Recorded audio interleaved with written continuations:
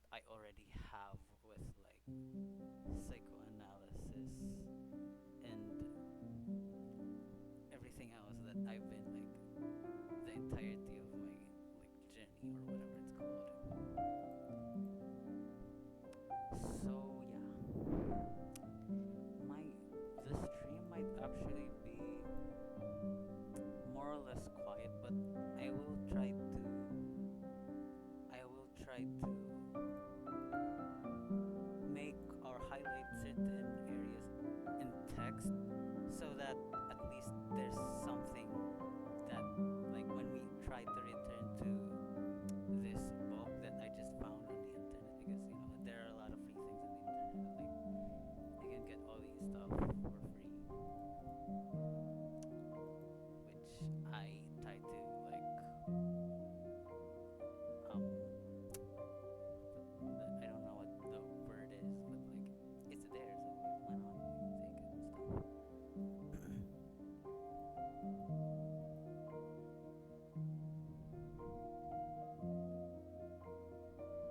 So yeah, we are going to start. Let's premise the analysis. I don't know if I'm going to like read it aloud, or maybe it's not like the best way to go about this. Because as far as I know, like just looking at like what you can find superficially about like Badiou, you can already see like he uses set theory, modal logic, all that, and there's something that's like potentially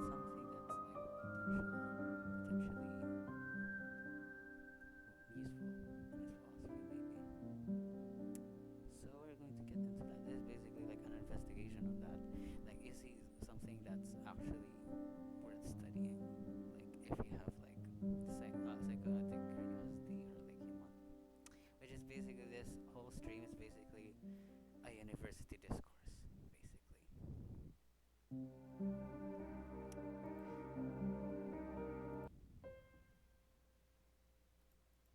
So okay, let's just try to read it a bit. Let's premise the analysis of the current global state of philosophy on the following three assumptions. So you already uses mathematical language here. Heidegger is the last universally recognizable philosopher. Though those programs of thought, especially of the American, which have followed the developments in mathematics and logic and in the work of the Vienna Circle, have succeeded in conserving the figure of scientific rationality as a paradigm of thought. A post-Cartesian doctrine of the subject is unfolding. Its origin can be traced into non-philosophical practices, whether those practices be political and or relating to mental illness, and its regime of interpretation marked by the names of Marx and Lenin, Freud and Lacan, is complicated by the clinical or militant operations which go beyond transmissible discourse. What do these three statements have in common? They all indicate in their own manner the closure of an entire epoch of thought and its concerns. Heidegger thinks the epoch is ruled by the inaugural forgetting and proposes a Greek return in his deconstruction of metaphysics. The analytic current of English language philosophy discounts most of classical philosophy's proposition as senseless or as limited to the existence of a language that Marx announced at the end of philosophy in its realization. In practice, Lacan speaks of anti-philosophy and relegates speculative totalization to the imaginary. There's already like a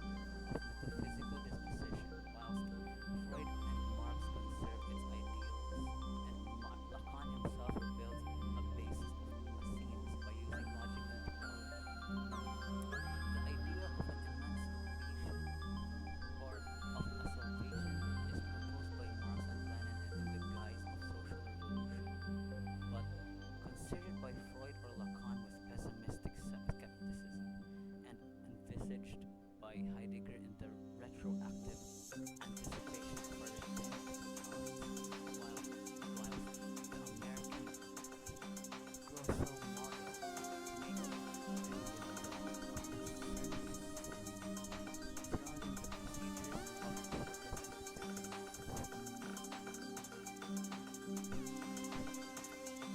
in some sense, I'm still trying to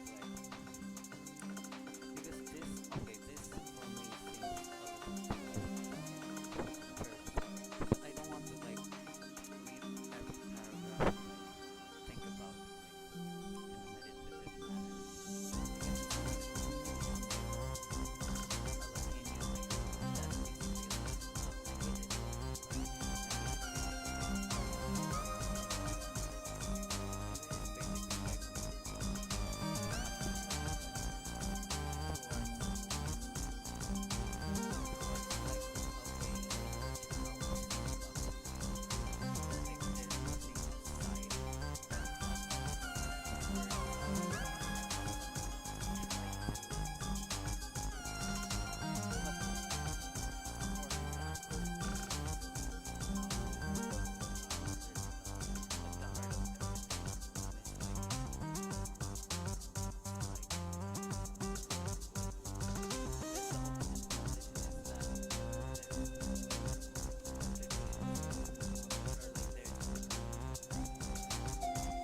model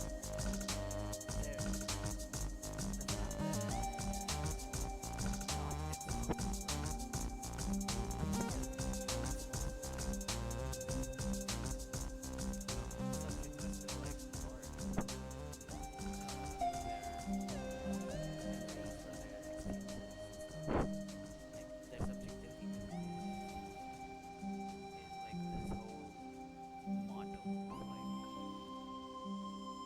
reality. So he says that there is only there was a statement here the current I wanted to emphasize like a single statement here that like emphasizes the whole paragraph. Heidegger thinks the epoch here, this one, closure and its concerns. Heidegger thinks, what do these three statements have in common? They all indicate in their own manner, the closure of an entire epoch of thought and its concerns. Okay, so you have like these thinkers who like an entire epoch of thought is like ending, which is like the thing that this reminds me of is like postmodernism, right? Like the thing that reminds me of this is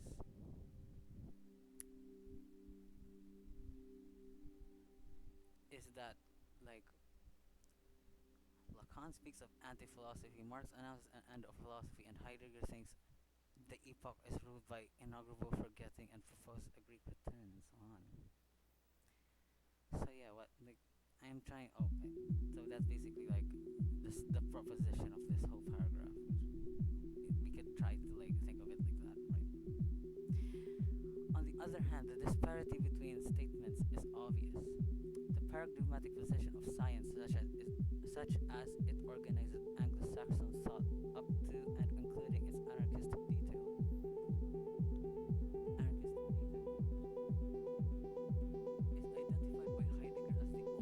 the ultimate and nihilistic effect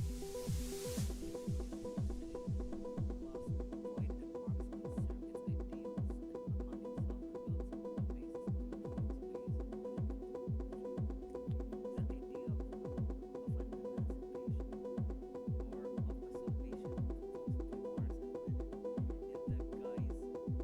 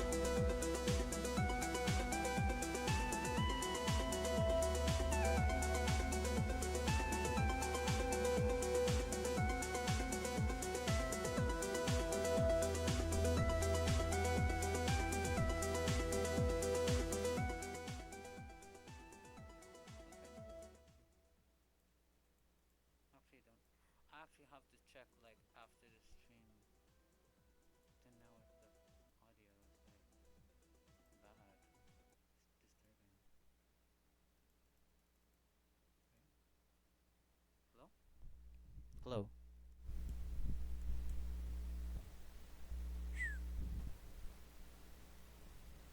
The mathematicity.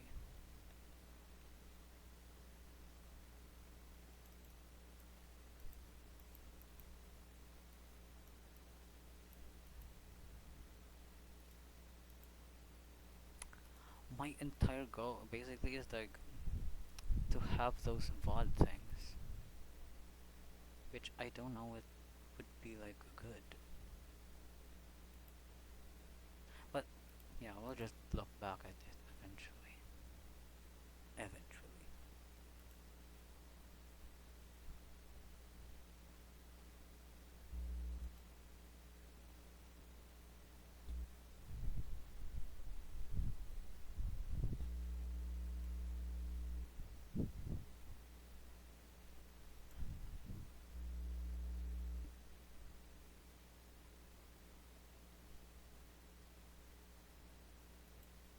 Interessante.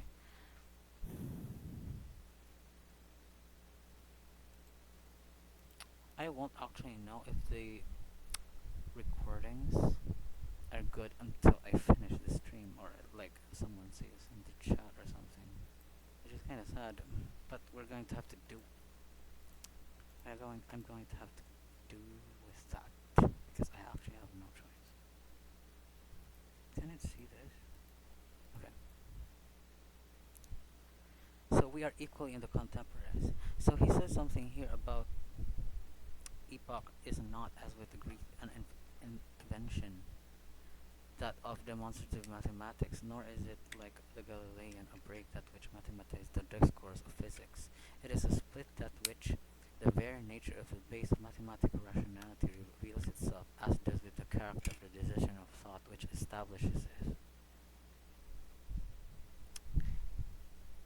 We are equally contemporaries of a second epoch of the doctrine of the subject. It is no longer the founding subject, centered and reflexive, whose theme runs with the Descartes to Hegel, and which remains illegible in Marx and Freud, in fact, in Husserl and Sartre. The contemporary subject is void, cleaved, asubstantial, and irreflective. Moreover, one can only suppose its existence in the context of particular processes whose conditions are rigorous. Finally, we are contemporaries of a new departure in the doctrine of truth following the dissolution of its relation of organic connection to knowledge. It is noticeable after the fact that to this day, veracity, as I call it, has reigned without quarter. However strange it may seem, it is quite appropriate to say that truth is a new word in Europe and elsewhere. Moreover, this theme of truth crosses the path of Heidegger, who was the first to subtract it from knowledge. The mathematicians who broke with the object at the end of the last century, just as they broke with the adequation, and the modern theories of the subject, which displace truth from its subjective pronunciation. The initial thesis of my enterprise, on the basis of which this entanglement of periodization is organized by extracting the sense of each, is the following. The science of being, or qua being, has existed since the Greeks. Such is the sense and status of mathematics. However, it is only today that we have the means to know this. It follows from this thesis that philosophy is not centered on ontology, which exists as a separate and exact discipline. Rather, it circulates between that ontology, this ontology, mathematics, the modern theories of the subject and its own history. The contemporary complex of the conditions of philosophy includes everything referred to in the three statements. He said something about here as this like theoretical practical applications. The contemporary complex of the conditions of philosophy includes everything referred to in my first three statements. The history of Western thought, post-Kantorian mathematics, psychoanalysis, contemporary art, and politics. Philosophy does not coincide with any of these conditions, nor does it map out the totality to which they belong. What philosophy must do is propose a conceptual framework in which contemporary composability of these conditions can be grasped. Philosophy can only do this, and that frees it from the foundational ambition to which it would lose itself by designating amongst its own conditions as a singular discursive situation. Ontology itself in the form of pure mathematics. This is precisely what delivers philosophy and ordains it to the care of truths. The categories that this book deploys from the pure multiple to the subject constitute the general order of a thought which is such that it can be practiced across the entirety of contemporary system of reference. These categories are available for the service of the scientific procedures just as they are for those of politics or art. They attempt to organize an abstract vision of the requirements of the epoch. These categories, I actually haven't, which is like troubling too, which I'll have to like address somehow in some sense. But like, I haven't gotten over deep into like Kantian philosophy, which is not good for this. But let's try to continue anyway. The philosophical statement that mathematics is ontology. The philosophical statement that mathematics is ontology, I repeat, the science of being, qua being, is the trace of light which illuminates the speculative sense, the scene which I had restricted in my theory de sujet, I think that's how it's pronounced, by presupposing purely and simply that there was some subjectification. This is why I like this more than like reading Deleuze. I really don't like reading like not really abstract writing. I really don't like it.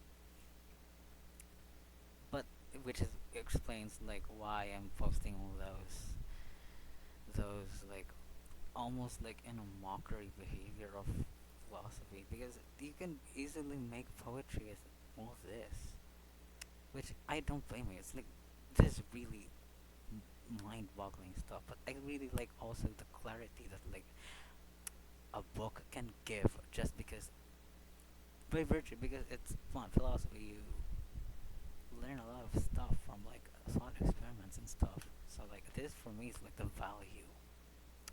Okay, let's continue. Presupposing. So where were we? The compatibility. I think this is it.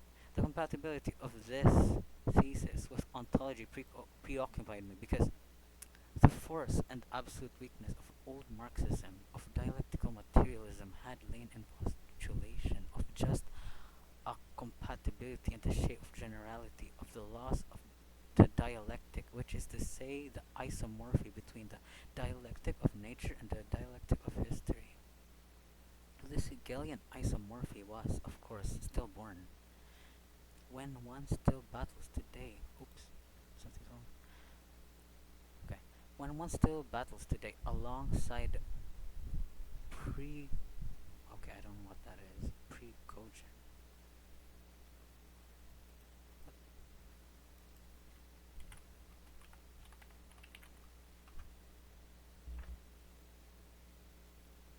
Also, it's like a chemist, I think. Pre-cogent. He says here Prigogine and alongside Prigogine, which is like a chemist, I think, because this is what shows up in Google. Alongside Prigogine within atomic physics, searching for dialectical corpuscles. Corpuscles. Okay, there's going to be like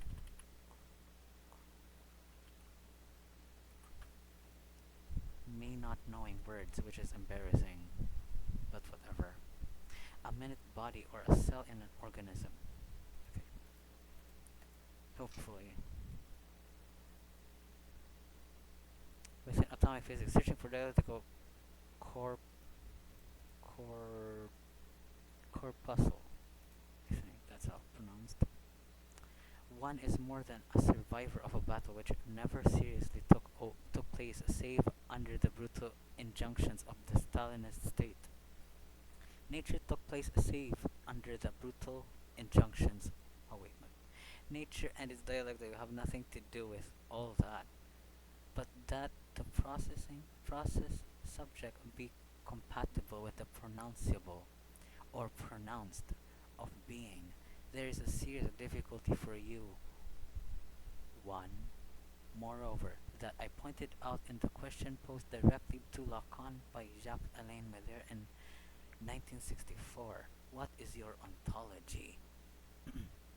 our or our why wait what our wily master responded with an allusion to non-being, which was well judged but brief. Lacan, whose obsession with mathematics did nothing but grow with time, also indicated that pure logic was the science of the real. Yet the real remains a category of the subject, which I actually have like an intuition of this, but I don't know that this is the case, or because I like tried to just gloss over like, but this is like for me revelatory that Lacan's obsession with mathematics did nothing but grow with time also indicated that pure logic was the science of the real, which is revelatory for me. Yet the real remains a category of the subject. I actually don't know what category means here. Maybe it's like the Kantian category, or maybe it's like categories as in like category theory. But I can only know that if like know the distinction or know what it actually is. Like maybe after reading all this, but also after studying category theory, which I haven't studied too, and Kantian philosophy, which is another stack of things to read and have to know and stuff.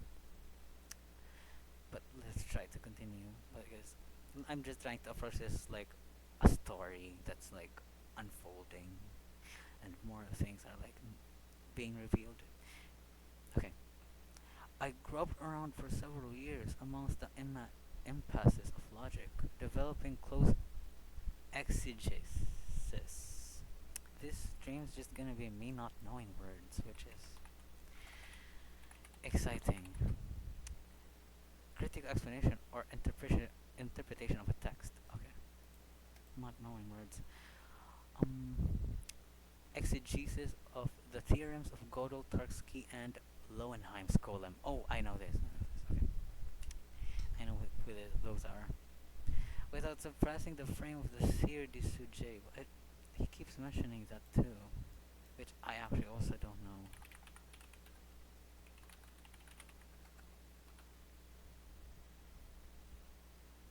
Sire du Sujet.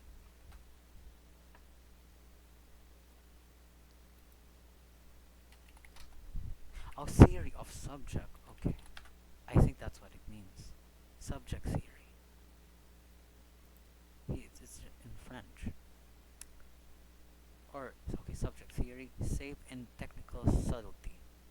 Without noticing, it had been caught in the grip of a logicist thesis, which holds that the necessity of logical mathematical statements is formal due to their complete eradication of any effect of sense, and that in any case there is no cause to investigate that these statements account for, outside their own consistency. I was entangled in the consideration that if one supposes that there is a referent of logical mathematical discourse, then one cannot escape the alternative of thinking of it either as an object obtained by abstraction, empiricism, or as a supersensible idea, Platonism. This is the same dilemma in which one is trapped by the universally recognized Anglo-Saxon distinction between formal and empirical sciences. None of this was consistent with the clear Lacanian doctrine according to which the real is the impasse of formalization. I had mistaken the root. So he says that the real is the impasse, but he also says that logic, pure logic, was that science of the real. He also said something about math. That math is like a science that marks the boundaries of the impossible. Which for me, the impossible is like the real. So I don't know where all of this is like coming from. So he says, okay, he says the real is the impasse of formalization. So he's saying that logic is like pure logic is a kind of impossibility, I think. I don't know. It's the science of the real, or it's the science of impossibility, I think. Structure that oh no, something that converges to silence, something like that.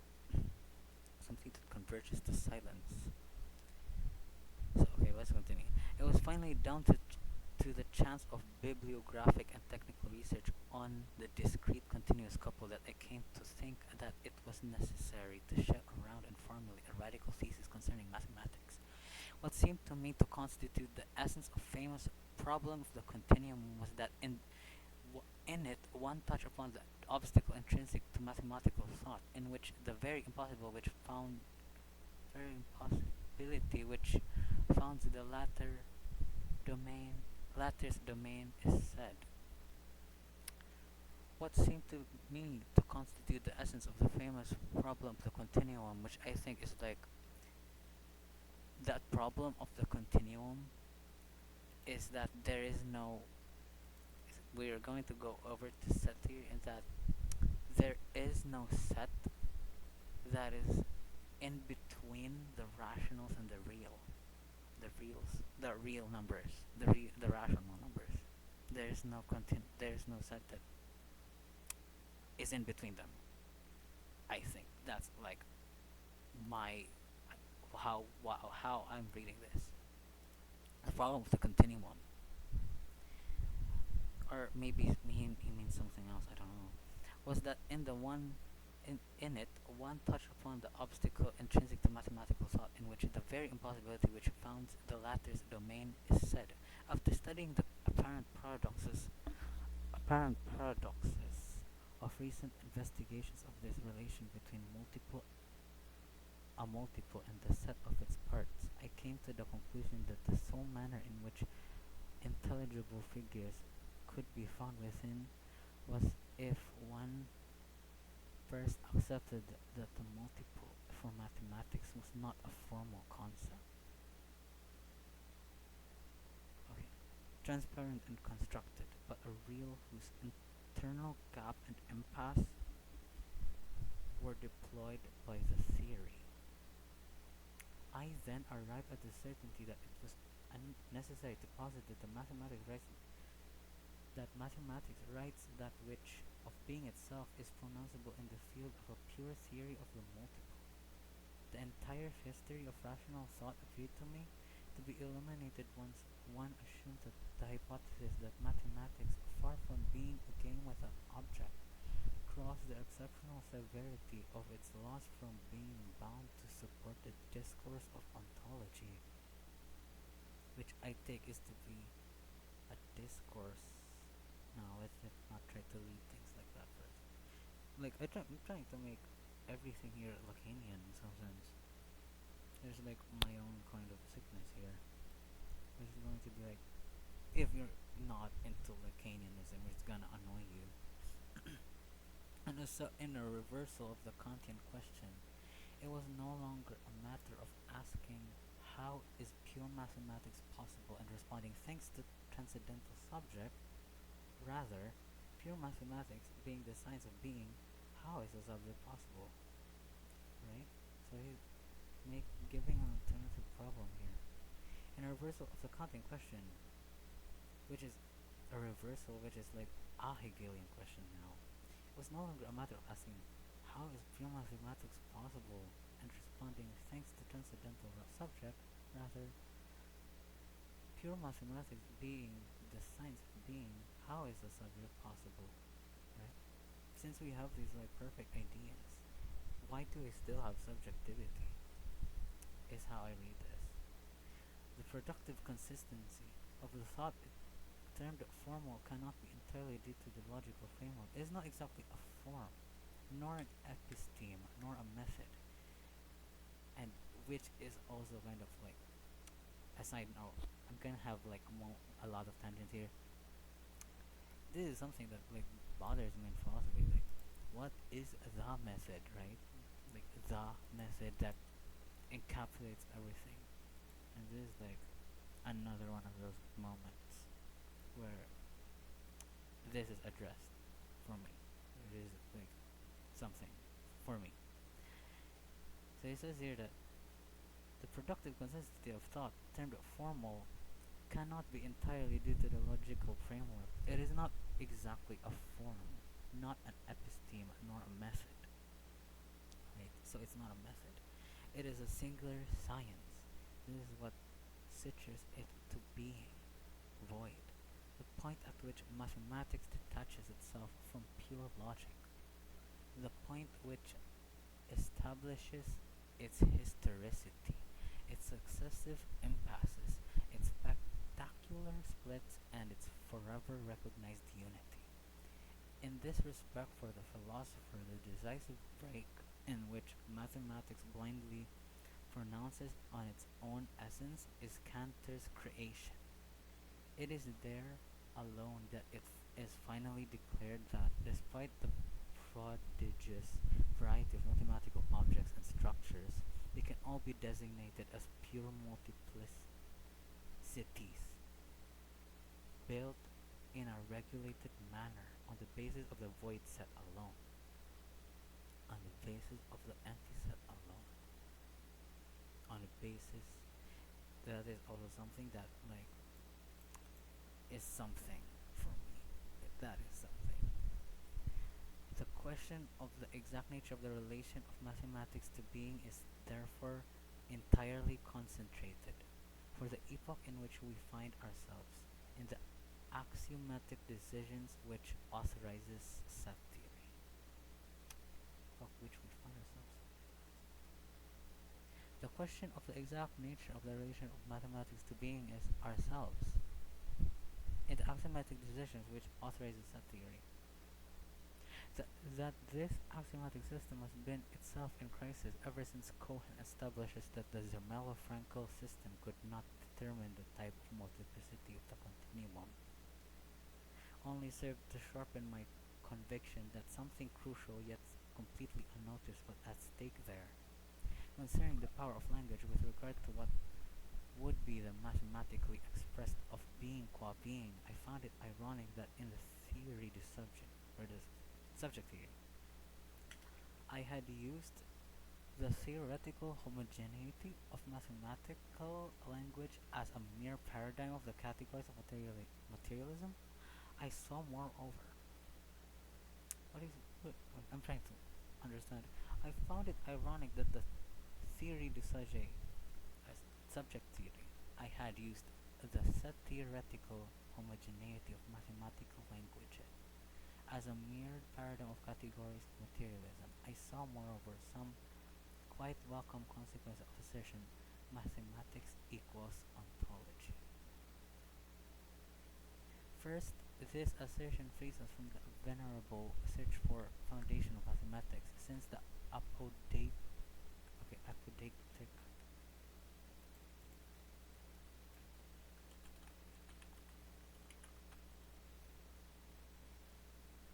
demonstrably necessary and absolutely certain. Something that is demonstrably of what? Oh, of all of them, why is he one of the ones who's still alive? I'm sorry, I didn't read this before. I actually don't know. Of all of them, why is he the one who's still alive? He's just alive. That's just the way things are. You gotta start somewhere. I mean, if you don't, I don't know. I don't know like why. Okay, I don't know why. I'm just gonna continue. First, this assertion frees us from the venerable search for the foundation of mathematics, since the aphodetic nature of discipline is wagered directly by being himself, being itself, which it pronounces, which it oops, which it pronounces. Second, it disposes the simulation problem of the nature of mathematical objects, ideal objects, Platonism, objects drawn by abstraction from sensible substance, Aristotle, innate ideas, objects constructed in pure intuition, in a finite operational intuition, conventions of writing, constructions transitive to pure logic, tautologies, logicism. If the argument I present here holds up, the truth is that there are no mathematical objects. Strictly speaking, mathematics presents nothing, without constituting for all that an empty game, because not having anything to present besides presentations itself, which is to say the multiple, and thereby never adopting the form of the object, which is certainly a condition of all discourses on being qua being. Okay, so in some sense, this also summarizes something for me, but I'm in some sense also not interested in like what really Platonism or Aristotelianism is about, because I'm not really well into them. Like I only hear about them from like philosophers like Badiou, but I do have like an idea of what he's trying to say here, which is that especially in this statement, like he says, strictly speaking, mathematics presents nothing, right? Like in some sense, it's like language as an impotent, like it exists, but like we can only grasp in its existence through its like impotence. Like there's like something that can't be brought into reality, something like that. It's like that concept is like what for me this means, which is like a Lacanianism, which is if you don't like Lacan, it's like you're not gonna like that idea.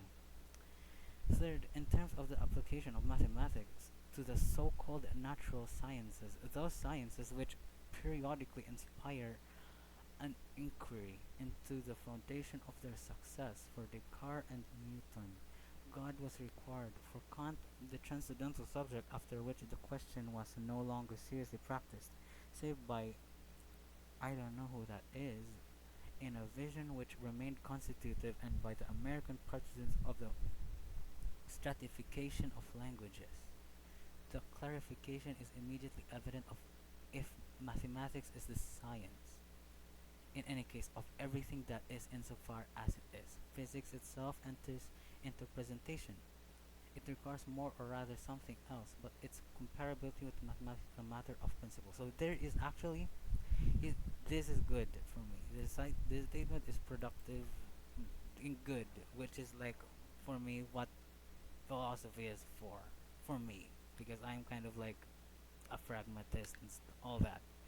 So this is something here about physics and math, and like which I actually also observe, is that physics has at least something to present, right? Which is phenomena, but mathematics is like completely divorced from that.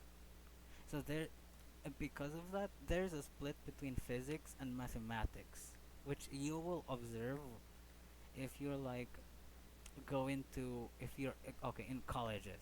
There's these courses. I don't know what they're called in like a universal or global term, but we call them here courses.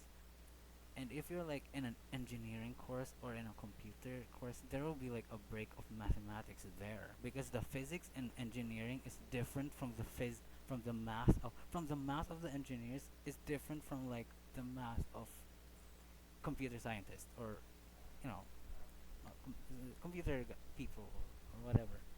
It's different because it's the nature of abstraction itself. Like in some sense, physics doesn't really care about what's inside the set, right? What set contains everything. It doesn't care about those questions, which you can get into a philosophical discourse about, which I can get into. I have like thoughts about it, but in some sense, if you're into like practical applications of like math, that doesn't actually in some sense matter. It What matters is like the objects, how they interact, what kind of interactions, like how like like what do you call it, like collision, like stuff like that. That those are the only things that matter. Which is like interesting because at least they mentioned it here, which is good. Naturally, this is nothing new to philosophers, that there must be a link between the existence of mathematics and the question of being. The paradigmatic function of mathematics runs from Plato, doubtless from Parmenides, to Kant, with whom its usage reached both its highest point and via the Copernican revolution has its consequences exhausted. Kant salutes in the birth of mathematics indexed to Thales, a salvatory event for all humanity. This was also Spinoza's opinion. However, it is the closure of all access to being in itself which founds the human, all too human. Okay, that's Nietzsche. Universality of mathematics. From the point onwards, with the exception of Husserl, who is a great classic, if a little late, modern, let's say post-Kantian philosophy, was no longer haunted by a paradigm except that of a history and apart from some heralded but repressed exceptions. I don't know who those are, okay? Cavaillons and Lautman. It abandoned mathematics to Anglo-Saxon linguistic sophistry.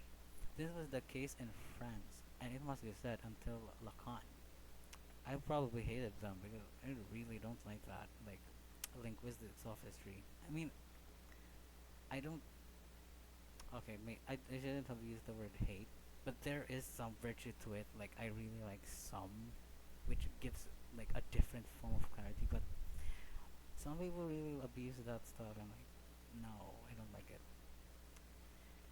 Which is why, in some sense, makes me like a Zizekian annoying person who's like, stop saying those stuff because it doesn't make sense, right? Is in some sense for me the point of Zizek. Why he's like, why he's purposely inconsistent. Like he doesn't even care if he's consistent. He's like saying these things and like he's almost like Badouian, but like Badiou is like totally different. He's like in some sense for me a little serious. You can probably, but you can't like I don't know how to say this, but you can't probably like laugh at him or something. This is really for me revelatory stuff, which in some sense it doesn't really go anywhere unless you don't know these things. What he's talking about, which for more so for some part is happening to me. I actually don't know what some of who these people are sometimes, but that's for in for for now forgivable. Like I don't doesn't matter. Okay, doesn't matter. The reason for this is that philosophers who think that they alone set out the field in which the question of being makes sense have placed mathematics ever since Plato as a model of certainty or as an example of identity. They subsequently worry about the special position of objects articulated by the certitude or by these idealities, hence a relation, both permanent and biased, between philosophy and mathematics, the former oscillating in its evaluation of the latter between the eminent dignity of the rational paradigm and the distrust in which the insignificance of its objects were held. What value could numbers and figures have categories of mathematical objectivity for 20 centuries in comparison to nature, the good, God, or man? What values say that the manner of thinking in which these meager objects, shown with demonstrative assurance, appeared to open the way to less precarious certitudes concerning the otherwise glorious entities of speculation. Certitude. Okay, so I'm gonna try to like address everything that I wanted to like address, because I keep saying that I'm going to address it later, right? But I'm I'm going to make like a list in my head, maybe, if that's possible. But yeah, this is my first time, and like this is how it's gonna go for now. Which I did say that I will address like why he's why I think he's addressing pure logic, and what these statements before that said that pure logic is the quote unquote science of the real, right? He did say that, so I'm going to go over that and like try to address that. Oops, sorry, I didn't read that chat before. Relational actions between objects which can be concepts and ideas. A logic of methodological developments between. There's a similarity of philo and math as logic, and both as logic in relation and degrees of contingency. It seems is going on here. Haven't read the Badiou before, just listening a bit. I actually haven't read Badiou also, but I've been like hearing about him a lot, and this is surprising to hear from him. Actually, I'm actually surprised. I've read some Lacan, but I haven't actually read all of them, which is like not good, because I keep talking about him and it's like that's not good. But it's okay. It'll shine itself. It will show itself as like value. Like I don't really have control over that. But yeah, um, what I can say about like the math and logic vibe is interesting and surprising. It's cool. It is.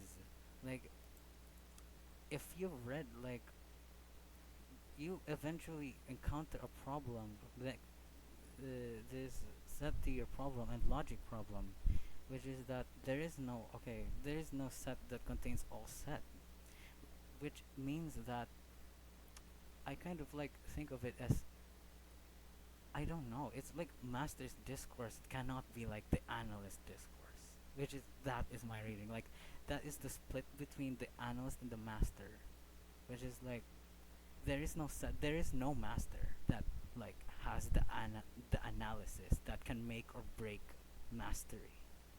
There's only a master, right? But the fact that there's there's also I don't these are just thoughts, honestly, and it's like it's scrambled everywhere. I'm trying to make it like in some sense consistent, but there is like uh uh how it's almost like a dual relationship between set theory and logic, I think. Like set theory, I think, is like a hysterics discourse. I don't know. I think I'm trying to put it in that way. Set theory is like hysterics discourse, which is like cognition, like recognition, something like that. Like it's about consciousness, and formal logic is like idealization. Like it gives you the illusion of freedom. You can have any proposition, but there's actually like a deathly sort of process in it. Like it's actually like there's actually no freedom. It has this. It starts with this freedom, but it actually doesn't have freedom. Like there's a like an or connective can only like you know if of one of the propositions is true, then the whole statement is true. Something like that. Like there are rules, which is like kind of a death or something. I don't know. It's still a mess. Maybe I will write about it. I don't know. Something like topological transformation. Indeed, it's like I also heard about like hysteria is like an open set and and obsessives, which I kind of like allude to university discourse as a closed set, right? Which is I encountered it in universal algebra, but I actually haven't like gotten into it deep into it yet. The closed sets are like, oh, functions can only work if their relations are like closed under, it's closed, it's not open, so they can only work if the function is the set that is a function is closed or something like that. I'm going to try to be rigorous about this. I will, but like at the same time, this is what what we have for now, which is like all these things that, in some sense, partially makes sense. I guess. Like for me, it doesn't really fully make sense yet. Okay, so let's continue. So we were in here, I think. What value save that the manner of thinking? So he says something here that about what value could numbers and figures have, categories of mathematical objectivity for 23 centuries, in comparison to nature, the good, God, or man? What value save that the manner of thinking in which these meager objects shown with demonstrative appearance to open the way to less precarious certitudes concerning the otherwise glorious entities of speculations? At best, if one manages to clarify that Aristotle says the matter, Plato imagined a mathematical architecture of being, a transcendental function of ideal numbers. He also recomposed a cosmos of the basis of regular polygons. This much may be read in the, I don't know what that is.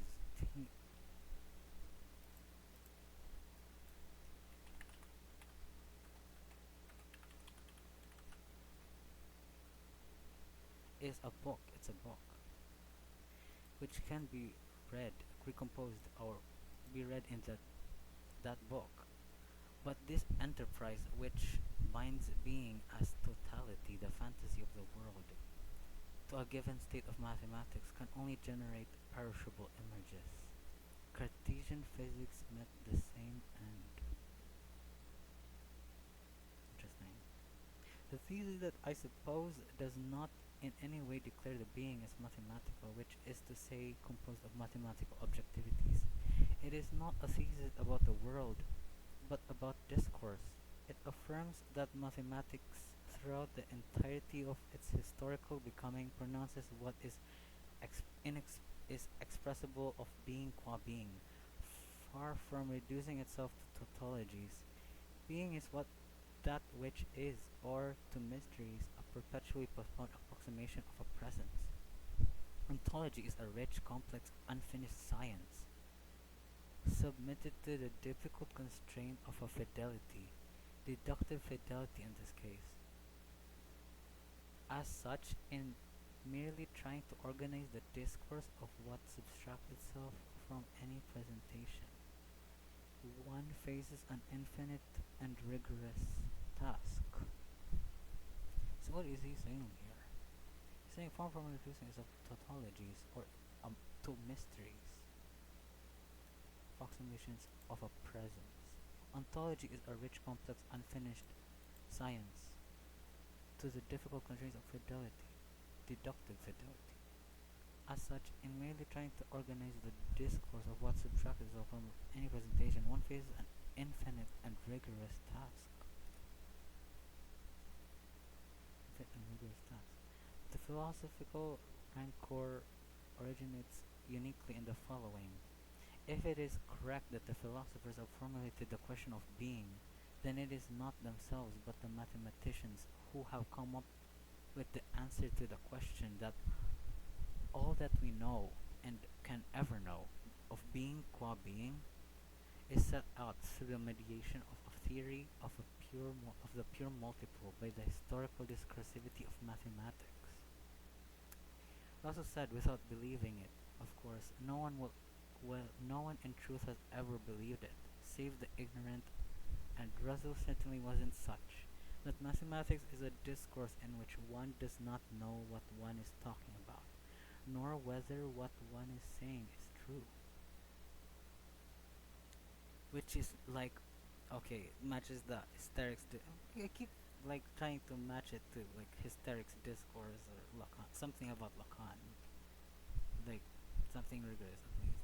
It's similar to hysterics discourse because it does not know what one is talking about, which is a master signifier, nor whether what one is saying is true, which is like that the product, which is the disturbing knowledge that is produced in the discourse, which is hysterics. Mathematics is rather the sole discourse which knows absolutely what is talking about. So this like knows exactly what it's talking about. Being as such, despite the fact that there is no need for this knowledge to be reflected in an intra-mathematical sense, because being is not an object, and nor does it generate objects. Being is the sole mathematics is also the sole discourse.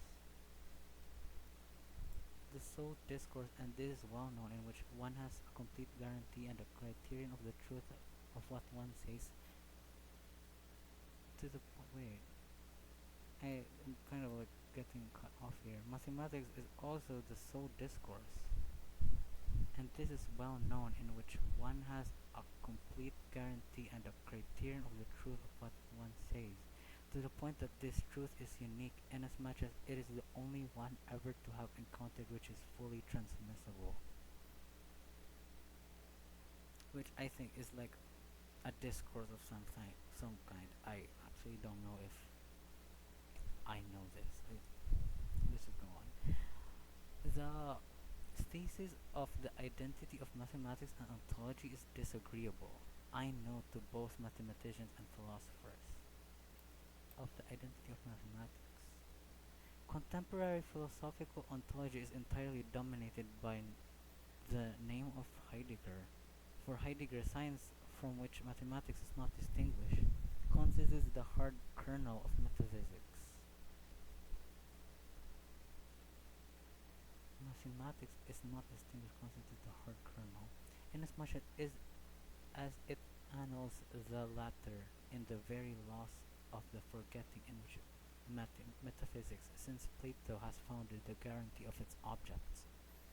Forgetting of being, the principal sign of modern nihilism and the neutrality of thought, is the technical omnipresence of science, the science which installs the forgetting of the forgetting. It is therefore not saying much. It is therefore not saying much to say that mathematics, which to my knowledge he only mentions laterally, is not for Heidegger a path which opens to the original question, nor the possible vector of a return towards dissipated presence. No, mathematics is rather blindness itself. Blindness itself, which is the great power of the nothing, the foreclosure of thought by knowledge. It is, moreover, symptomatic that the Platonic institution of metaphysics is accompanied by the institution of mathematics as a paradigm. As such, for Heidegger, it may be manifest from the outset that mathematics is internal to the great turn of thought accomplished between Parmenides and Plato. Due to this turn, that which was the position of opening and veiling become fixed, and, at the price of forgetting its own origins, manipulable in the form of the idea, which is, I think, a Hegelian term. So winding down to sleep in a bit. I actually don't know what a ethos is too, but I don't know. The debate with Heidegger will therefore bear simultaneously on ontology and on the presence of mathematics. Then consequently on what is signified by the site of philosophy being originally Greek, The debate can be opened in the following way. Heidegger still remains enslaved, even in the doctrine of the withdrawal and the unveiling. And the withdrawal. To what I consider for my part to be the essence of metaphysics, that is, the figure of being as endowment and gift, as presence and opening, and the figure of ontology as the offering of a trajectory of proximity, I will call this type of ontology poetic. Ontology haunted by the dissipation of presence and the loss of origin. We know what role the poets play, from Parmenides to Rene Char, Rene Char, which I think is not a mistake, because sometimes I encounter mistakes and like Rene Char is a French poet. Sometimes I find mistakes that I later realize is a mistake in books. Passing by Hölderlin and Traki in the Heideggerian exegesis, I attempted to follow in his footsteps with entirely different stakes. In the subject theory, when I convoked, I don't know where that is.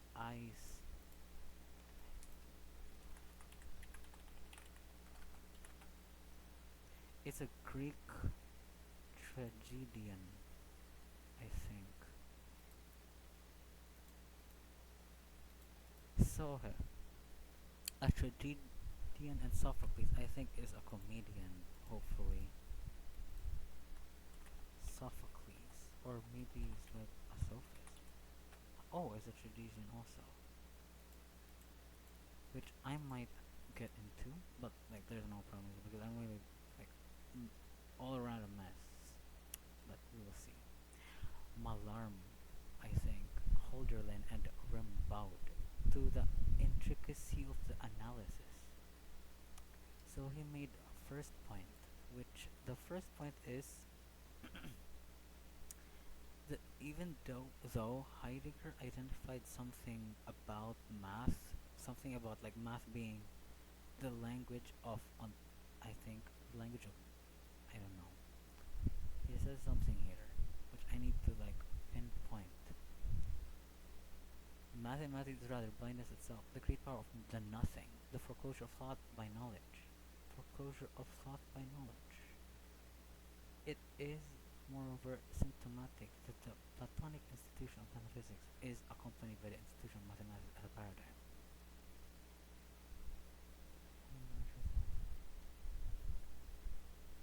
A path to which opens the original question, nor the possible vector for return towards dissipated presence. Dissipated, and by that I think he means that it's like a fragmented presence, which is seen in math as like we have like different problems and different objects. So what did Heidegger say here about math, or what did he say in general in this paragraph? Which is, I'm trying to find like one statement that will rule this paragraph, like kind of a master signifier. Heidegger will therefore bear simultaneously on ontology and on the essence of mathematics, and then consequently on what is signified by the side of philosophy being originally Greek. I'm sorry if like you can hear noise because there's construction outside, and like I'm just gonna know if it's gonna bother the stream after the stream, which is so sad. Like the owl of Minerva only flies at dusk, and so on and so on. Which is sad. But I'm gonna ignore it, I guess. The owl of Minerva. The debate with. I'm trying to find that statement. Maybe it's here. Means enslave. I will call this type of ontology poetic. Okay, maybe this is that statement. Because poetry, materialism are like in some sense in the same umbrella set, whatever collection for me. I keep that in mind. So he says, I will call this type of ontology, which is the trajectory of proximity, which is basically the ontology as the offering of Heidegger still remains enslaved, even the doctrine of the withdrawal and the unveiling to what I consider for my part to be the essence of metaphysics, that is, the figure of being as endowment and gift, as presence and opening, and the figure of ontology as the offering of a trajectory of proximity. I will call this type of ontology poetic. Okay, I think Zizek says something similar here. He says that Zizek, oh, he says that we need like a theory that helps us, even though we can't see everything. Strike helps us strike things. We just know things enough, just so we can strike things perfectly. I think he was trying to say something similar here, which is like offering a trajectory of proximity, which is like, for me in my eyes, like a kind of a, what would Lacan call it? It's like, it's not desire, because desire is like perfect, right? Desire is like the desire of the other, and the other is like this perfect version of. This is how I think. It's like a virtual perfect society. I think that for me is like the other, which is like a perfect society. It's like we. How do you call it? It's like utilitarianism. I think that's like how I think of the other, Lacanian other is. And what would this paragraph be equal to? Because there are like these vectors, and I'm like trying to find the one Lacanian signifier that would like rule this, so that maybe I would like remember it later on. Maybe Heidegger still remains enslaved in the doctrine of withdrawal and unveiling to what I consider from my part to be the essence of metaphysics, that is, the figure of being as endowment and gift. Okay, the figure of being as endowment and gift, as presence and opening, and the figure of ontology as the offering of a trajectory of proximity. I will call this type of ontology poetic and ontology, haunted by the dissipation of presence and the loss of the origin. We know what role the poets play, from Parmenides to René Char, passing by Hölderlin and Traki, and in the Heideggerian exegesis I attempted to follow in his footsteps with entirely different stakes. In Theory du Sujet, when I convoked that guy and Sophocles, Mallarme and Hölderlin, and bowed to the intricacy of the analysis. So how I think about it, probably the closest thing that he's describing here is the drive, right? Because the drive is like a blind. How do I? I actually don't know much about that, but like it's like a vector, I think, of. There's basically like three vectors of. I don't know actually what they're called, but they're vectors: demand, drive, and desire. And I think this is the drive. I think this closely resembles drive. So I'm going to expect then the later the points are like desire and demand, or maybe this is demand. I think we'll just see. Now to the seduction of poetic proximity. I admit I barely escaped it. I will oppose the radically subtracted dimension of being, foreclosed not only from representation but from all presentation. I will say that being qua being does not in any manner let itself be approached, but solely allows itself to be sutured in its void. Sutured.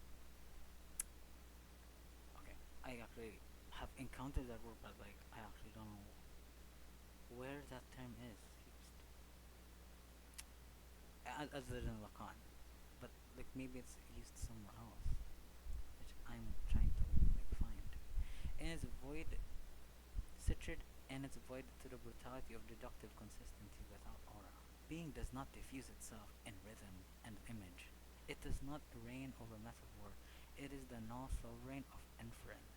For poetic ontology, which, like history, finds itself in impasse of excess and of presence, one which being conceives itself.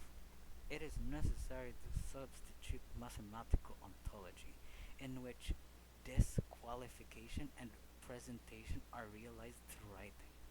Whatever the subjective price may be, philosophy must designate, insofar as it is a matter of being qua being, the genealogy of the discourse on being and the reflection on its possible essence in Cantor, Gödel, and Cohen rather than Holger and Truckee and Celan. So I'm guessing these people are like poets, but these I definitely know these guys. They're like mathematicians. I don't know who Cohen is though. And I actually anticipated for like all these things that I won't know because I've read a book that has a red psychoanalysis, and they will be like this. Like they will just grab things from antiquity somewhere, like the hidden crevices of history, and just use that like to make a point, which is of course annoying. But I guess if you happen to know what that thing is, it does give like make the point like strong, in my opinion. It's like it's good, but like it's not good when it's like for me because I actually don't know who most people who most of these are like Cohen. I don't know who Cohen is. So I'm just gonna try to approach it as someone who's like a layman, which is for now is going to be like the thing of this stream. That I hopefully, as I keep streaming, is going to be at least absolved partially, maybe. I don't really look forward to like being knowing everything. It's fine. Cohen can refer to a Jewish priestly, but I think he's referring to like a mathematician because he placed it here in a phrase along with mathematicians. So we're just gonna type in Cohen mathematician. So there is a mathematician best known for his proofs of continuum. Okay, continuum hypothesis. So he was talking about continuum hypothesis, which is what I actually talked about early on in this stream, which is if it's like I think a hypothesis if such a set that is in between the rationals. I think it's the rationals. I think and the real. If there is such a set, which is like a set of continuous numbers, is probably what it would be called. It is an interesting theory for me, but we'll continue like this, and that is actually very valuable for me. That is very valuable because I've been wondering why this problem popped up in the first place, continuum hypothesis. So I'm guessing these people are poets, Holderlin and Truckee.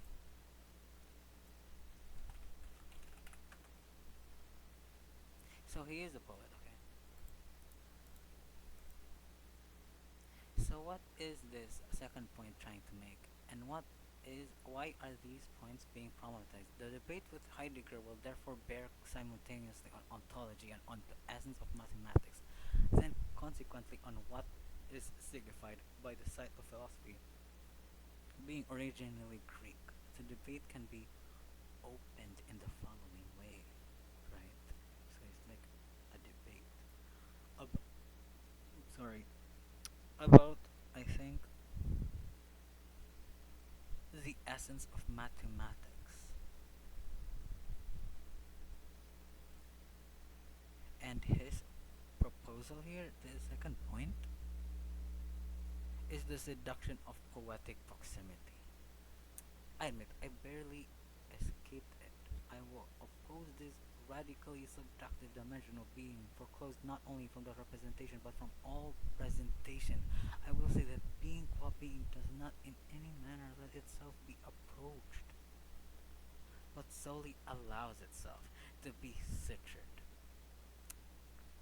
in its void. So I think this is a drive. I think because when I hear situated, it's like ideology was like a symbolic imaginary pair, like the pair that is symbolic and imaginary. It's like the imaginary is like images, pure versions of merely earthly things. That is the imaginary. And the symbolic is like signifiers, which is like not things in themselves, but more like from what fails in the imaginary becomes like a signifier, which is like a what I heard is an audio image. Like there is a voice or something. I don't know. There's an other. I think that's what it means for now. Because maybe because the the thing that disappoints me in psychoanalysis and probably is not this shouldn't disappoint me because it is philosophy and like people are always debating and concepts are always changing and like the reason why we have concept is because this person thought like this and like they corrected each other and so on. So maybe it shouldn't disappoint, but the thing about psychoanalysis that disappoints me is it's genuinely inconsistent, which is I don't like because I really like math and like how even though I don't understand, just applying it makes it work and like I don't have to think about it and so on. Like you can have all these problems like Cohen hypothesis, but I don't want to think about them. You can just like solve them. Like, but the reason we have philosophy is probably because we are like suturing things constantly, or maybe that's not this point. That's not the point of this.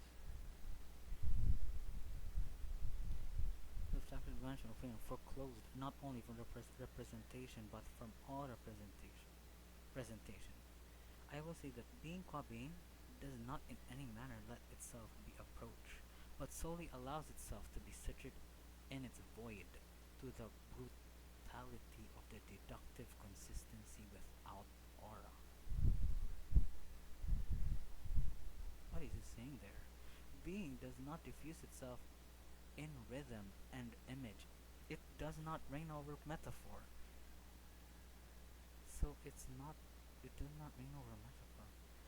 It is the no sovereign of inference. It's the no sovereign of inference. For poetic ontology, which, like history, finds itself in an impasse of an excess of presence, one in which being conceals itself. It is necessary to substitute mathematical ontology in which disqualification and unpresentation are realized through writing. Whatever the subjective praise may be, philosophy must designate insofar as it is a matter of being qua being, right? Whatever the subjective price may be, philosophy must designate insofar as it is a matter of being qua being. Or how I see this, and I've been following like a lot of like Lacanian philosophers, is that being qua being is like language, I think, or concepts in the capacity of authors. We're going to have to get into that too, I guess. But I've already like made a lot of good points about about the first point. I already made like a good point, which is like it's like demand, I think, but I don't think this can be summarized into those because I think this is like the same point. He's saying something that we cannot fully. He's making a point here, which is that there's something that cannot be fully enclosed. We're just trying to like suture things, and it's void brutality. So, in its appearance, I think sutured in its appearance to the brutality of deductive consistency. So I'm guessing deductive consistency is like because we have an inverse. We have induction, which is like taking from something that is particular up to the universal, like up to something that is general. When we deduct, we use general statements to go down, and this is why I said hysterics discourse is set theory, because it's like master thinker where you're using like general statements, which is in some sense a deduction, right?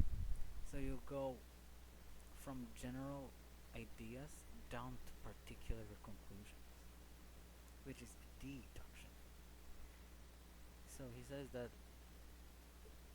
but solely allows itself to be situated in its void through the brutality of deductive consistency without aura. Being does not diffuse itself in rhythm and image. It does not reign over metaphor. It is the null sovereign of inference. For poetic ontology, which is like history, finds itself in impasse of an excess of presence. So there's an excess of presence, which is going to be. I'm going to find a way to like. I'm going to put a pin on this. I don't know how for now, but let's just say there's a pin, imaginary pin. We're still not in the symbolic, etc., etc. So I finished all this, and like the point of this is that we're just suturing it in its void of the brutality of deductive consistency without aura. Being does not diffuse itself in a rhythm and image. It does not reign over metaphor. It is no sovereign inference. For poetic ontology, and so on and so on. So I'm going to pin this. So maybe, I don't know, if I haven't actually tried this feature here. I'm only using like a browser to read this. I'm only using a browser. So I don't know if this will be saved, but like let's just pray and like it will be saved. Oh, that's not how it works. I actually want them to be highlighted because actually these are like something to me. Okay, that's good. I think. Right? Wait, what? No. Right? No. It does not want to highlight them because he hates Badiou and he hates philosophy. He needs to burn these things. Look, he just doesn't want to highlight it because Badiou is the enemy of philosophy. Actually, I want them to be highlighted because they're very important to me. And I am your owner. Okay, so that's how you highlight things. He actually hates Badiou. He hates Badiou. That's basically the explanation for this. Okay, so maybe he doesn't hate Badiou, which is something. Actually, he doesn't hate Badiou. He hates me, and I'm actually the enemy of philosophy. He hates Badiou because he hates philosophy, right? That's the only explanation for this. That's the only explanation. Okay, so this also won't be highlighted because it's too much. Maybe he hates me, or maybe he hates ontology, I think. I'm guessing what the chat is. Okay, there's no chat. That was actually really funny, which is sad. That was actually funny for me. Like, if someone listened to that, I would be proud if someone listened to that because that was funny. Okay, that was funny. He hates Badiou and philosophy. Okay, that should be good. We should be good. So I highlighted them and like because I don't understand them. Maybe they're trying to say something about the imaginary, symbolic, and the real, which is the reason for this highlighting. And in the future, maybe we'll be able to be castrated into like furthermore placed into the symbolic realm in the future. Okay, at the base. Oh wait, I actually haven't read this. So there is well and truly a Greek historicity, a to the birth of philosophy, and without doubt, that historicity can be assigned to the question of being. However, it is not the enigma and the poetic fragment that the origin may be interpreted. Similar sentences pronounced on being and non-being. Okay, so no more pausing. Fine. Um, there is what Greek historicity to the birth of philosophy, and without doubt that historicity can be assigned to the question of being. However, it is not in the enigma of the poetic fragment that the origin may be interpreted. Similar sentences pronounced on being and non-being within the tension of the poem can be identified just as easily in India, Persia, and China. If philosophy, which is the disposition of designation or designation, exactly where the joint questions of being and what happens are at stake, was born in Greece. It is because it is there that ontology established with the first deductive mathematics. Interesting. I don't think that's true though. Like, deductive mathematics didn't. But he says deductive mathematics. This is different from like deductive logic. Interesting. So he says in Greece, it is because it is there that ontology established with the first deductive mathematics the necessary form of its discourse. It is the philosophical mathematical nexus legible even in Parmenides' poem and its usage of apagogic reasoning. Apagogic reasoning. Interesting.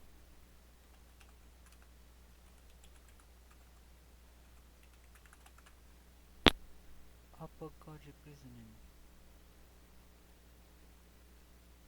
Okay, so it is reductio ad absurdum. The established claims validity showing its negation lead to logical contradiction or absurdity.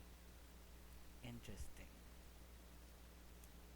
At base, affirming that mathematics accomplishes ontology unsettles philosopher. Wait, but no, I'm actually over here. The necessary form of its discourse. It is a philosophical mathematical nexus. Okay, nexus refers to the connection or central link. Interesting. So he's saying it is the philosophical mathematical nexus, legible even in Parmenides' poem in its usage of apagogic reasoning, which makes Greece the original site of philosophy, and which defines until Kant the classic domain of its objects, which original site, and which defines until Kant. Okay. So I think it's also trying to say something with the symbolic, but maybe I'm just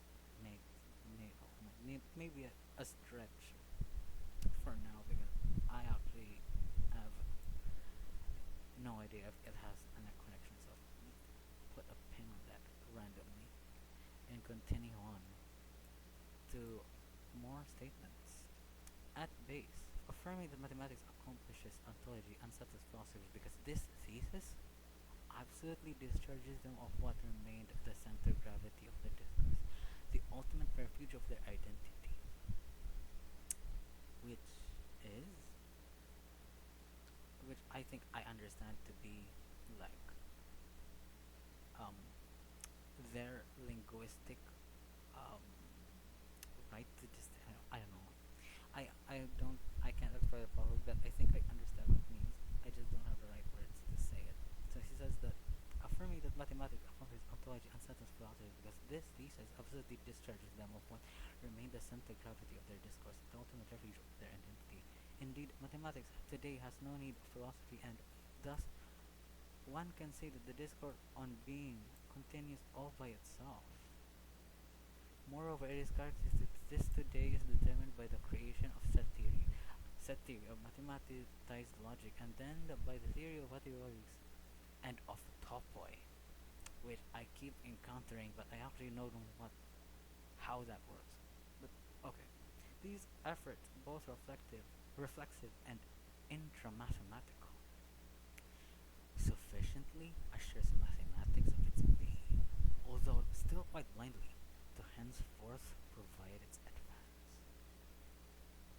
So I think this is more important than like the ones I highlighted. So what is it saying? Is I actually have an intuition about how like mathematics of philosophy is quote unquote not needed here. I have an intuition, but at the same time, because philosophy is like when I hear philosophy, I always put it in the same umbrella as like madness, and like allowing philosophy is like allowing madness because in some sense I think mathematics is like really close to, I don't know, but I think it's much closer to master's discourse. And philosophy is like, you will hear this from Twitter even, that philosophy is master's discourse. But for me, it's actually closer to hysterics discourse, right? Which is like, in some sense, to allow, which is, okay, hysterics discourse in what sense? Because you start with like element, which is in some sense similar to set theory, which is that you start with these strange, almost, it's like a movement towards from irrationality to rationality, right? Which is always like hysterical discourse is always a movement towards irrationality, and which is why Zizek keeps saying Hegel is like the most sublime hysteric, and he's like the philosopher, and so on and so on. He keeps saying Hegel and stuff. And it's not just him. A lot of philosophers make this conclusion, and yeah, I think that that isn't, in some sense, it isn't news, but like if you're like a Zizekian and like you've been following Zizek, which I am, which is in some sense it's not news if like you're a Zizekian, because you're gonna keep hearing that, like Hegel the guy, and a lot of people in philosophy tweet TWT actually don't is not actually that impressed by Hegel. I think they're not really that impressed by Hegel, or maybe I'm on the side of like psychoanalysis tweet TWT, which is like they're actually not that impressed. I think this is what I'm getting, is that they're not really impressed by Hegel, or maybe they are, but I'm like, maybe I'm like seeing it in the wrong way, because I haven't actually read Hegel. I've read, like, I haven't quote unquote read Hegel. I've read like superficially, skim over, like read around him more, like I've read his book, but I haven't finished it because it was really, you're not gonna get anything, which is really sad, because I was also at the time where I'm like really busy, like I have to like do study all these things that are like college related, and like I'm binging in Hegel, and like I skimmed some stuff, and I don't know, he is, it's not wrong that he's really confusing, and you will hear also a lot of things about him, like what is it, like at the end of his life he said that the only man who understood him didn't even understand him, something that, like that statement, was like in on its own, like a philosophical, something that's inside the philosophy itself, which explains like, which something actually that explains his philosophy, that is also in its own, on its own right, like a part of his philosophy. Because if you don't know that, if you don't know that Hegel said that at the end of his life, you won't get this properly, what I would call in a Zizekian sense, Christian atheist view of philosophy, because it gives you this impression that he's right, like he's the philosopher. You need him. This is the guy. But it's really complicated, and I that phenomenon is like, why are why are Hegelians, and not just Hegelians, like psychoanalysts, philosophers in general, saying these things? This is I'm trying to get into, but it's like I'm trying to investigate. But of course, Hegel represents the hysteric in the hysteric in philosophy, right? Because he's questioning everyone. It's like of course, Plato, who formalizes philosophy, has these ideas, and he also hates like the sophists who are like using language in like devious ways. But Hegel like saves the sophists, right? And but he doesn't give in to them though. It's really complicated. It's like people will say, "This is dialectics," like quote unquote, "This is dialectics." You need like both at the same. I don't think this is how it works. Like it's not an and operator, right? Like this is not an and operator. It's not an and connective. Like proposition 1 Plato, proposition 2 proposition A Plato, proposition B um sophists, and then you just put an and it's like that's dialectics. I don't think that is how it works. Even though I haven't read Hegel, that's a lot to say for someone who hasn't like properly read Hegel. But okay, let's go with that. I don't think, but I think dialectics really is, in some sense, a structure, though. Dialectics is a structure, right? So, so this is like the insight I've gotten from this is that philosophy is like it needs to be repressed, like it the ultimate how would I say this? The final destination of philosophy is to be repressed. That's it, right? And that's why people keep saying like go to Hegel. Just that for me is like the goal of philosophy, and that is what this means. Like ontology unsettles philosophers because this thesis absolutely discharges them of what remained at the center of gravity of their discourse, the ultimate refuge of their identity. Indeed, mathematics today has no need for philosophy, and thus no one can one can say that the discourse of being continues all by itself. The danger is that if philosophers are a little what is that? Oops. I'm going to cut that out because that was like my tumbler falling over the floor because I quit putting it on the floor. I'm really sorry. That was bad. Um, so a little chagrid, right? Chagrid. Interesting. It's a little humiliated to learn that ontology has had a form of separate discipline since the Greeks. The mathematicians are in no way overjoyed. I have met with skepticism and indeed with amused distrust on the part of mathematicians faced with this type of revelation concerning their discipline. This is not affronting, not least because I plan on establishing in this very book the following, that it is the essence of ontology to be carried out in the reflexive closure of its identity. For someone who actually knows that it is from being called being that the truth mathematics proceed doing mathematics, and especially inventive mathematics demands that this knowledge be at no point represented. It is its representation, placing being in the general position of an object, would immediately corrupt the necessity for any ontological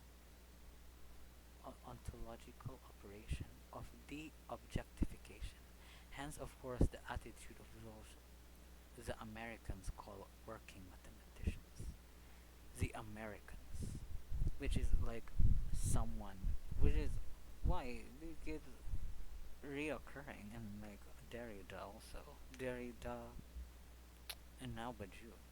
which the Americans, was like the Nietzschean ressentiment or the Nietzschean. I don't think that's the case. I don't want to see it that way. Okay. So he says Americans called working mathematicians. They always find general considerations about the discipline vain and obsolete. They always find general considerations about their discipline vain and obsolete. Okay. Okay. They only trust whomever works hand in hand with them, grinding away at the latest mathematical problem. But this trust, which is the practical ontological subjectivity itself, is in principle unproductive when it comes to any rigorous description of generic essence of their operation. It is entirely devoted to particular innovations. Empirically, the mathematician always suspects the philosopher of not knowing enough about mathematics to have earned the right to speak. Which is okay. No one is more representative of this state of mind in France than Jean Dieudonné. Which I think is also like something that actually is happening in like the analytical divide and like is also like a Twitter problem, which I don't want to talk about too much because a lot of people are really like they spiteful about that. Like they have the right to do that because analytic philosophers are like this snobbish know-it-all, right? Like, they just know things. They just know. A French mathematician who is like anti-philosophy, I think. I think I had a phase of anti-philosophy, but like maybe even I didn't even know it that I do. Maybe even like that. In which I was like against people being having their own philosophy. Which is like this description. Is a particularly well informed historian of mathematicians. Which is also actually what I'm trying to be, like a historian. I'm trying to study like German mathematicians like, Godel and Dedekind, them basically, them. Every debate concerning the philosophy of discipline requires him. Oh, requires him. However, the thesis he continually advances, and it is entirely correct in the facts, is that the terrible backwardness of philosophers in relation to living mathematics, a point from which he infers that have to say about what they do have to say about it is devoid of contemporary relevance. He especially has it in for those like me, whose interest lies principally in logic and set theory. For him, these are finished theories which can be refined to the nth degree without gaining any more interest or consequence than that to be had in juggling with the problem of elementary geometry or devoting oneself to calculations with matrices. Those absurd calculations with matrices, he remarks, which in some sense is also a description of me, which is unfortunate because I'm trying to be like hysterics are actually good, but no. This is like a foreclosure actually, which is like an anti-hysteric, which is bad. So Jean Dieudonné therefore concludes in one sole prescription that one must master the active modern mathematical corpus, which is actually, which is actually judging from like what we have in the mainstream mathematics, like what we see in like the common way mathematics is being talked about, is actually really disappointing. You will not learn. It's really no. I'm not saying people should, but like I don't know. There's a lot of things in mathematics that if we just knew, it's like incredibly useful. I don't know. I don't know. I find myself disappointed I didn't know like deductive logic from like a young age, which I find disappointing. But like there's nothing we can do about it at the same time. Like there's a loss of like oh there's just a loss there. We don't know. I don't know how to approach the problem.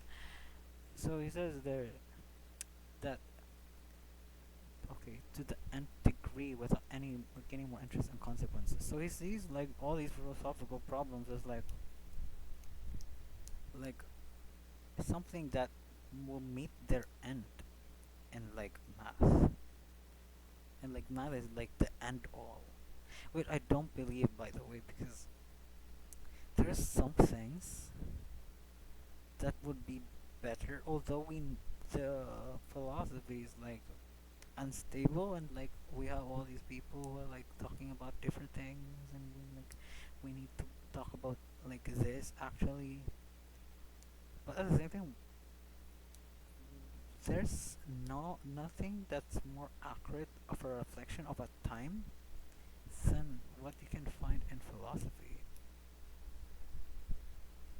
which is interesting because we're supposed to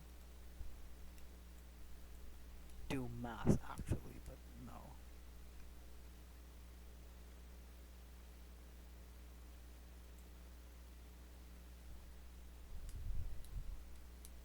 Hmm.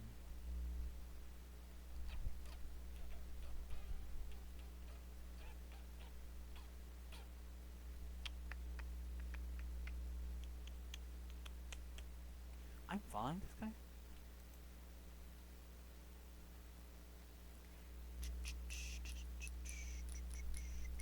Oops. Actually, I maybe put it here. Sorry. I'm really like stalking everyone right now. I'm really sorry about that.